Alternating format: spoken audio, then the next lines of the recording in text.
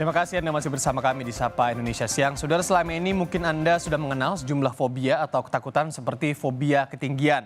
Kemudian ada ruang sempit hingga fobia terhadap binatang tertentu. Nah, Selasa Bahasa kali ini akan membahas kata gamofobia. Rasa takut sama apa ya gamofobia ini? Yuk kita simak liputan ulasan Selasa Bahasa berikut ini. Usia sudah cukup dan sering didesak untuk menikah. Namun, orang lain tidak mengetahui sesungguhnya kamu takut akan komitmen dan pernikahan. Nah, jika gejala ini muncul, mungkin kamu menderita gamofobia.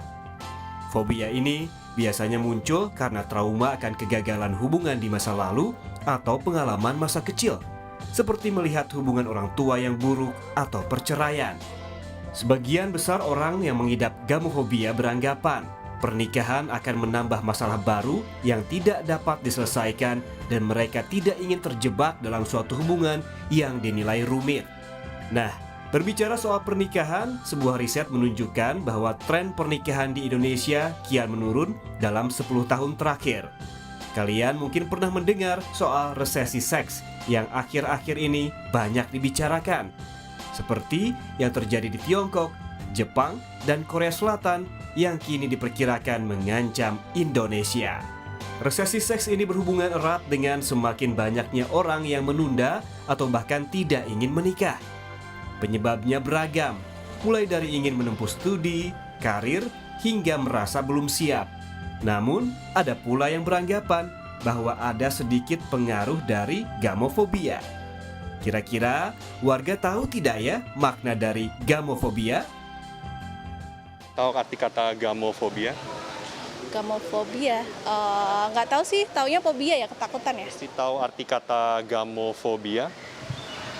Gamofobia kurang tahu. Kita arti dari kata gamofobia apa? Kurang tahu sih. Arti kata gamofobia? Pernikahan.